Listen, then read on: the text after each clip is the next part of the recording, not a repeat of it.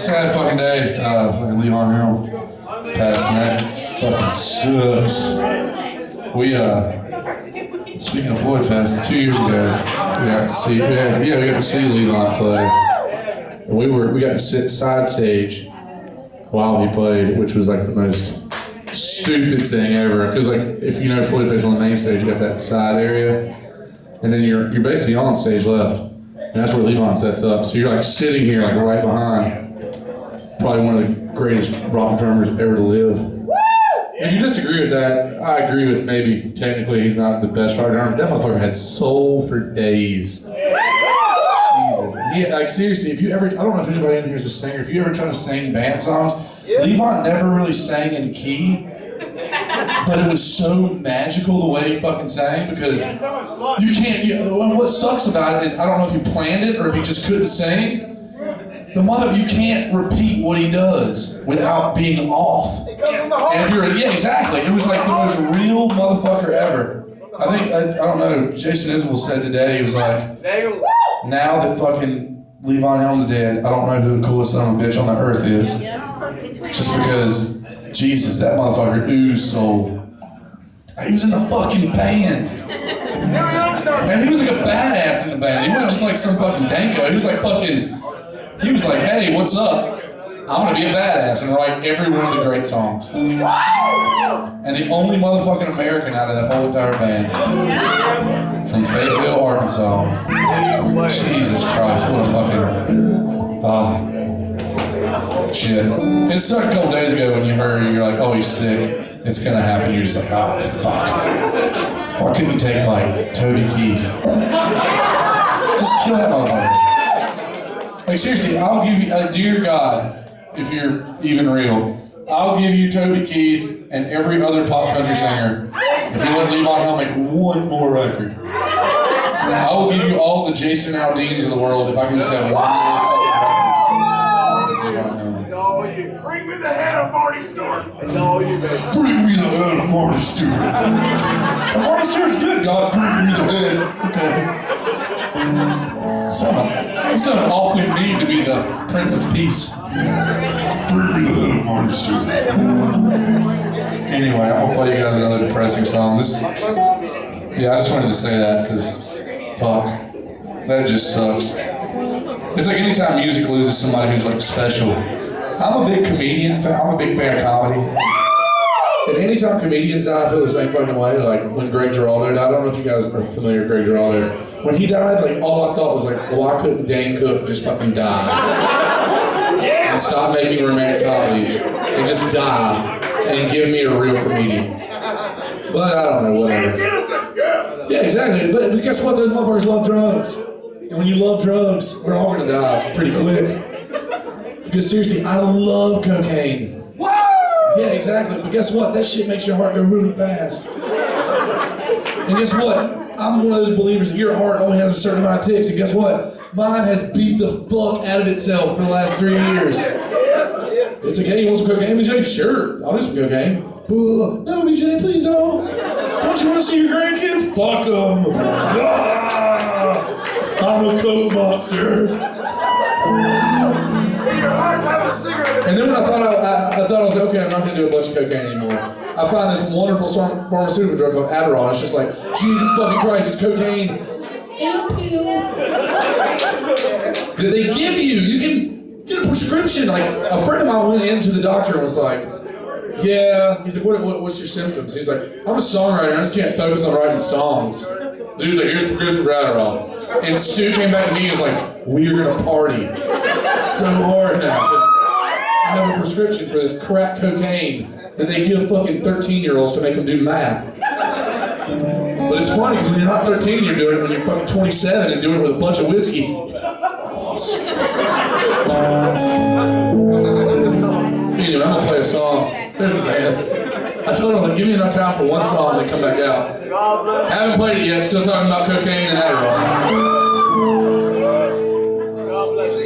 But yeah, it's like all my favorite people in the world either die early, they die way too soon. And shitheads like Toby Keith are gonna stay alive until they're 95 and they're still gonna write songs about Holy crap! I like the bar and I like America and our soldiers rule and I like whiskey and Willie Nelson sang one of my songs. I'm gonna milk it for all it's worth. Twin Towers. That didn't even make sense, Toby Keith. #1 record. He has a song, that Red Solo Cup song? Are you fucking kidding me? Well, guess what though? Guess what? That's horrible. Kinda catchy. When it gets in your head. When he gets in your head, it stays there, dude. I just love his songs about America. He's like, craftsman. He wrote a song about craftsman wrenches. And like his last single, it was like, he turns a craftsman wrench. And I was like, did he just name drop? Like advertise in the middle of a fucking song about America? Ford trucks, craftsman wrench, America. You're like, wow, that's weird. Oh, dude, fuck Toby. Fuck all those country bastards. It hurts my feelings because you see these dudes and they're just, every song is about, I grew up on a fucking dirt road in the middle of Oklahoma. And you're like, no, you didn't, dude. You're from fucking Minnesota. Do they even sell cowboy hats there? Some dirt road and my daddy's still back on the dirt road. Down. Paid guitar solo from somebody in Nashville. Anyway. I'll go on my rant on Nashville. Back road. I'm gonna leave you with one rule and then I'm gonna play a song. The one rule is if somebody has to tell you how country they are not country at all. If somebody asks me like, this is why I'm country because the girl's got some G's and a got a cowboy hat and a dirt road, you're like, cool. Bradley Gilbert? But anyway, just because you grew up in the South does not mean you're Southern. Let's say that. So I'm gonna play you a song. It's probably my favorite song I've ever written, and I don't really get a chance to play it. But when I play rooms like this, where everybody shuts the fuck up and it's quiet, I play these songs. So thank you for shutting the fuck up. That's the second hint before I play the song. This is a song called "Shut the Fuck Up," and then the song title. I don't know if you guys got that.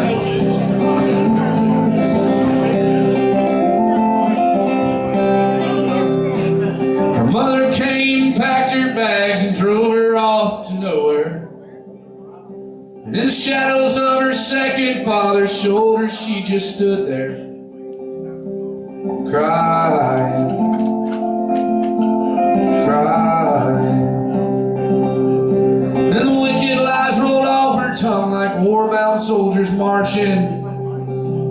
And she ran from the truth like wounded men run from the darkness.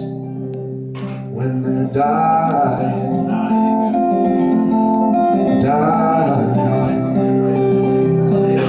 And I told her I loved her. She told me she's leaving. Just like every other person in my life that I've believed in. And as she slammed the door and walked away, I turned on my radio. Oh no. I played her dancing song that got her home.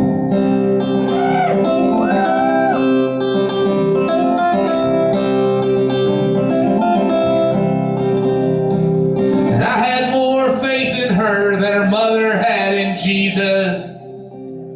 But like Judas, she rebuked my name for jewels and silver pieces. A wedding ring.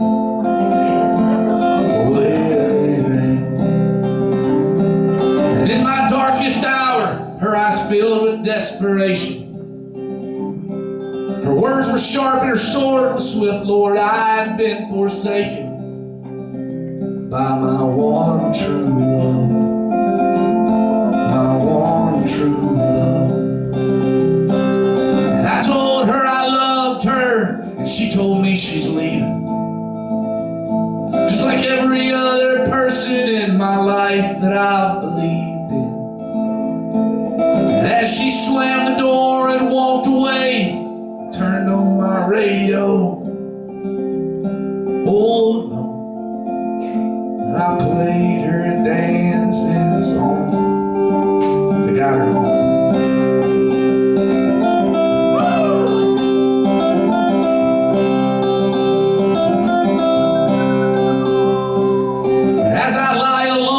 tonight in the bed we built and once shared.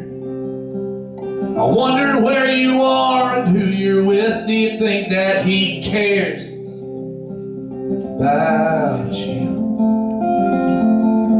About you. Now I am not a godly man, my road's twisted and sinful. But to have you back, I'd bow my head and sing a Southern Baptist hymnal.